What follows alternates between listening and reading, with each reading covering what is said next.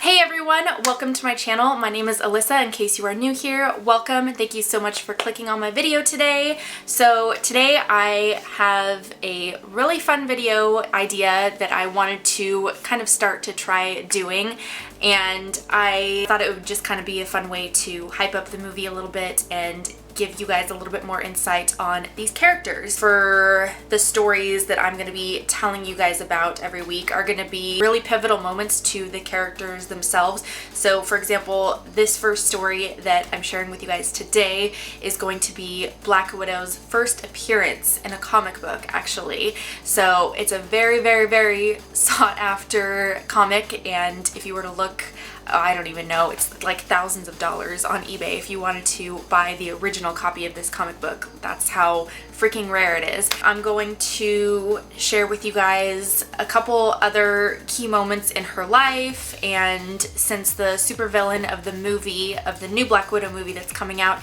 is going to be Taskmaster, I want to do a couple videos on him just to kind of give you guys some background on him. I thought it would just be fun to sit here, do my makeup. Today is actually kind of an overcast day, but I was getting ready anyways because my husband and I are going to go out to a Sunday market, so I thought, why not just sit down and film, get ready. It's not going to be really like a makeup focused tutorial. I mean, if you want to watch and see what I'm doing, then you can follow along, but I'm not really going to talk about products at all, and you're just going to kind of see them go on my face. Without rambling on too much longer, let's just get into the video. Thank you guys for watching. Well, none of that saved, so I'm just gonna have to restart. I already did my primer and most of my foundation, so we're just gonna start from that point. The cover of the story says Tales of Suspense, and the subline says the Crimson Dynamo strikes again and none but Iron Man can hope to stop him. And then in the background here you see Black Widow. It says introducing the gorgeous new menace of Black Widow. At the start of the story we see this robotic looking figure walking down a hallway looking like he's up to something. He is in Tony Stark's research lab. Right away we see that he goes up to this big machine and starts to mess with it a little bit. And then the next panel we see Tony Stark kind of overseeing all this, watching him, seeing what's going on. And this robot's name, well, his like alias name is Crimson Dynamo, but his real name is Professor Vanko. So we're just gonna call him Professor Vanko. In a previous story, he was defeated by Iron Man and brought to work for Tony Stark because Tony had seen potential in him to help him along in his lab, specifically with this laser light project, which is that machine. He fires up this machine to test the laser light to see if it works, but Tony sees this and decides that it's too dangerous and it can kill him because it's not yet completed. So he kind of springs into action, swoops him up, and tells him that as much as he appreciates the dedication, that it was just too big of a risk because the project wasn't yet done. The next panel reads, but thousands of miles away in a private screening room, a short, pudgy figure is filled with uncontrollable rage. I thought that was super funny. It appears as though Vanko is being watched all this time by his former boss, and he calls upon Black Widow to take him out for treason. So she and this other guy, Boris, are briefed to take out Vanko, Tony, and Tony's bodyguard, Iron Man. Fast forward, we have the two of them arranged to meet Tony at his place, which is kind of set up to be like a business meeting. They head into his office and she introduces herself as Natasha and Boris as her brother. The setup was that Boris was a science teacher back in Ukraine, and they wanted to pick Tony's brains since he is so accomplished. Kind of start to tour around his lab, and being that Tony is such a playboy, it doesn't take long for Natasha to charm him into taking her out on a date while they leave Boris to continue touring Tony's factory just by himself. Boris is able to get past the guard and break through a restricted area to find Vanko working on the laser light. Vanko is of course startled to see him, and Boris started telling him that if he comes back to the villain's side then and help him destroy Tony's project, then he'll let him live. And then of course Vanko doesn't want any of that because Tony's done so much good for him. And all of a sudden, kind of out of nowhere, Boris draws a weapon and starts spraying it on Panko, rendering him helpless and paralyzed. Then Boris wraps him up and brings him out of the building to have a couple of their outside accomplices watch over him while he goes back inside the lab. He slips back into the lab and puts on Vanko's Crimson Dynamo suit as a disguise to conceal himself while he's around the lab. That way no one would question him. He kind of starts destroying everything around the lab. Moments later, Tony and Natasha are interrupted at the restaurant by a message from Happy. You guys remember Happy, right? Happy? He tells Tony that there's an emergency and then he has to come back to the lab right away.